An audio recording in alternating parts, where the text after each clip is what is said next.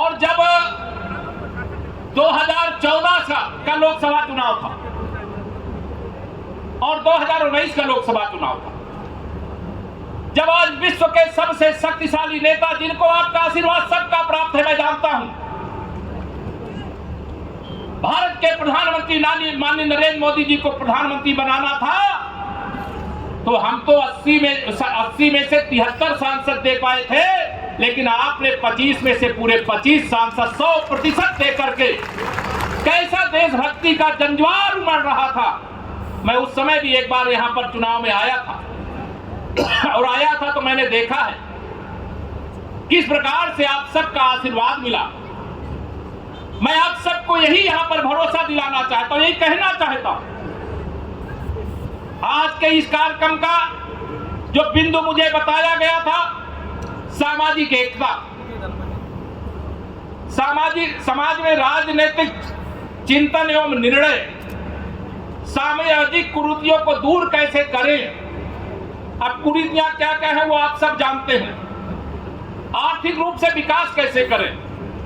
अभी जिन महापुरुषों की प्रतिमा पर हमने पुष्पांजलि करके आज के इस कार्यक्रम का प्रारंभ किया था, अपने पुरखे महात्मा ज्योतिबा फुले, माता सावित्रीबाई फुले, उन्होंने क्या मंत्र दिया था?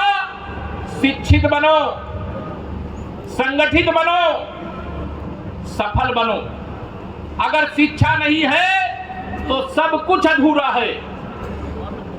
मैं यह मानता हूं कि आप में से कोई ऐसा नहीं है कि आज के समय में कोई अपने बच्चों को अच्छी से अच्छी शिक्षा नहीं दिला सकता। अच्छी से अच्छी शिक्षा दिलाने के लिए किसी भी प्रकार की कोई कमी न रह जाए। भले एक समय भोजन मत करिएगा, लेकिन चाहे जितने आगे तक की पढ़ाई हमारे बच्चे करना चाहे, उनको पढ़ाने में पीछे मत रहिएगा। यह संकल्प लेकर के भी यहां से जाने की जरूरत है। समाज की एकता रहेगी तो राजनीतिक ताकत भी रहेगी, और राजनीतिक ताकत रहेगी तो आप कोई भी राष्ट्र, आज या लोकतंत्र है, राजतंत्र नहीं है कि चक्रवर्ती सम्राट, जिन्हें चंद्रगुप्त मौर्य के नाम से जानते हैं, सम्राट अशोक महान जी के नाम से जानते हैं। उस समय राजतंत्र था, जिसके पास ताकत थी, जिसके पास तलवार थी, जिसके पास बुद्धि था, विवेक था, उन्होंने अखंड भारत का निर्माण करने का काम किया। लेकिन आज लोकतंत्र है, लोकतंत्र में राजा आप हैं, आप सब हैं। लेकिन यह राजा तब राजा है जब संगठित रहेगा, एकजुट रहेगा। मैं किसी राजनीतिक दल से जुड़ा हूं, आप सब जानते हैं। मैं किसी राजनीतिक दल की आलोचना नहीं करना चाहता, लेकिन मैं आप सब लोगों से यह जरूर कहना चाहता हूं, अब लक्ष्य दूर नहीं है मेरे मित्रों। जिस बात की शायद आप सबको प्रतीक्षा है, बहुत सारे लोगों ने मांग पत्र में उठाया, मैं एक देश के सबसे बड़े प्रदेश का उप मुख्यमंत्री हूं, लेकिन मैं उप मुख्यमंत्री होने से पहले अपने परिवार का सदस्य हूं, ये आप सबको यहां पर बताना चाहता हूं। लेकिन आप सबको विश्वास रखना चाहिए, आप सबको विश्वास रखना चाहिए, भरोसा रखना चाहिए। और आप सब जानते हैं, मैं जम्मू कश्मीर से नहीं आया, लेकिन क्या राजस्थान के लोग नहीं चाहते थे कि जम्मू कश्मीर से धारा 370 हट जाए? बताओ, चाहते थे कि नहीं चाहते? दोनों हाथ उठा के बताइए, चाहते थे कि नहीं चाहते थे? ये हुआ कि नहीं हुआ? ये क्यों हुआ? क्योंकि आपने अपनी ताकत, अपना आशीर्वाद माननीय प्रधानमंत्री नरेंद्र मोदी जी के नेतृत्व में दिया था। मैं श्री राम जन्मभूमि आंदोलन का सिपाही रहा हूं, आप सबको बताना चाहता हूं। उस आंदोलन में हमारे बहुत सारे साथी बलिदान भी हुए थे, लेकिन कोई नहीं मानता था कि कभी अयोध्या में श्री राम जन्मभूमि पर भव्य मंदिर का निर्माण हो पाएगा। लेकिन आज भव्य मंदिर का निर्माण हो रहा है। उसी प्रकार से जो तमाम सारे अभी विषय हमारे पवन सैनी जी ने कहा, अरे माननीय प्रधानमंत्री जी और आपके बीच में दूरी कहां है? आप चिट्ठी भेजो, मुझे बुलाओगे, मैं भी चलूंगा। जो बात कहना उनसे कहने में कोई, मोदी जी तो सबके हैं, सब लोग मोदी जी के हैं। उनका मंत्र ही इसके पहले आपने देश में नहीं सुना होगा, सबका साथ, सबका विकास, सबको सम्मान, सबको स्थान देते हुए किस प्रकार से देश को आगे लेकर के जा रहे हैं, यह आप सभी लोग जानते हैं। मैं आप सब लोगों से आज यहाँ पर यह आह्वान करूंगा जैसा मुझे बताया गया और जैसा मैंने इतिहास के पन्नों में पढ़ा है, किताबों में पढ़ा है, और उसके आधार पर हमारे बहुत चार धाम भी हैं, हमारे अनेक तीर्थ स्थल हैं, लेकिन जिस धरा के बेटों ने देश की सीमाओं की रक्षा करते हुए अपना बलिदान दिया है, ऐसी माताओं को जिन्होंने ऐसे बेटों को जन्म दिया है, उनको प्रणाम करता हूं।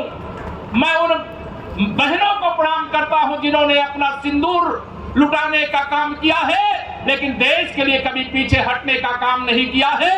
मैं मानता हूं कि झुंझुनू और भी कई प्रकार से तीर्थ स्थल है, लेकिन यह देश के लिए बलिदान देने वाले, देश की सेवा करने में सबसे आगे रहने के कारण से भी भारत का एक तीर्थ स्थल है। इस तीर्थ स्थल को मैं प्रणाम करता हूं।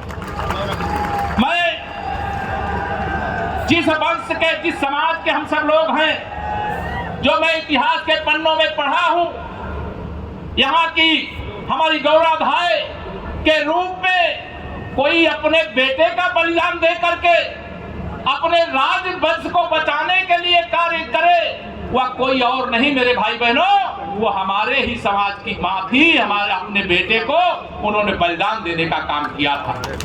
मैं यहाँ झुंझुनू की धरती पर आया हूँ तो मैं माता रानी शक्ति दादी को भी प्रणाम करता हूँ। यह मत समझना वह केवल झुंझुनू और राजस्थान की पूज्य है, वो पूरे हिंदुस्तान के अंदर उनकी पूजा होती है। सब लोग उनको श्रद्धा से देखते हैं। और अभी मैं यहाँ कार्यक्रम के बाद मैंने निवेदन किया है, देर जरूर हुई है, लेकिन मैं वहां पर जाना चाहता हूँ और एक बार उस धरती की मिट्टी को अपने माथे भी लगाना चाहता हूँ, और यह मेरे लिए गौरव की बात होगी। मैं आप सब लोगों को यहाँ पर यह निवेदन करना जरूर चाहूंगा कि जिस प्रकार से हमारा गौरवशाली इतिहास है, उसको सुनकर के हम बहुत प्रसन्न हो जाते हैं। प्रसन्न होना चाहिए। गौरवशाली इतिहास है हमारा, गौरवशाली वर्तमान जैसा होना चाहिए वैसा नहीं है, लेकिन हमारा गौरवशाली भविष्य हो सकता है।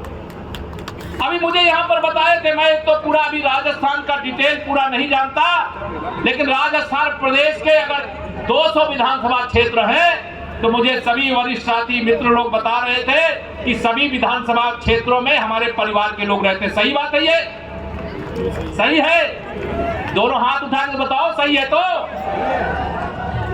अगर ये बात सही है तो ये मैं कह सकता हूं कि झुंझुनू तो झांकी है, अभी बाकी जिलों के पिक्चर दिखाना बाकी है। आप सब अपना संगठनात्मक कौशल दिखाइए। कुछ पाने के लिए कुछ खोना पड़ता है, परिश्रम करना पड़ता है। इतने बड़े आयोजन के लिए निश्चित तौर से एक दो व्यक्तियों ने नहीं, हजारों लोगों ने इसमें मेहनत किया है, जिसके कारण से आज इतना बड़ा कार्यक्रम यहाँ पर ये संपन्न हो रहा है। मैं आप सब लोगों को यहाँ आह्वान करूंगा, अपील करूंगा, कुछ पाने के लिए तो कुछ खोना पड़ता ही, लेकिन आपने बहुत सफल और भव्य आयोजन किया है। जो भी आयोजक हैं, मैं अगर मेरे पास समय यहाँ पर होता तो मैं सबको मंच पर माला पहना कर उनका अभिनंदन करता, लेकिन मेरे भाव की माला ग्रहण करिए।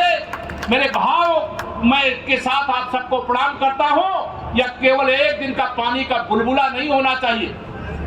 आप हनुमान जी की तरह शक्तिशाली हो मेरे मित्रों, लेकिन हनुमान जी भी जब अपनी शक्ति भूल गए थे तो उन्हें लगा था कि हम समुद्र पार करके माता सीता का पता कैसे लगाएंगे, लेकिन जब जामवंत जी ने उनको याद दिलाया कि नहीं हनुमान जी, आप ही समुद्र को पार करके माता सीता का पता लगा सकते हैं, तो वह सब कुछ आप जानते हैं। उन्होंने किस प्रकार से समुद्र लांघ करके लंका पहुंचे और माता सीता का पता लगा करके भगवान राम तक पहुंचाए, और किस प्रकार से लंका विजय और किस प्रकार से राम राज्य की स्थापना हुई, वह सब आपसे छिपा नहीं, आप सब लोग जानते हैं। आप अपनी ताकत को याद करिए, अपने को संगठित करिए, शिक्षित करिए, और मेरे जो भी परिवार के लोग हैं यहाँ पर उपस्थित हैं, उन सब लोगों को मैं यहाँ जरूर कहना चाहूंगा।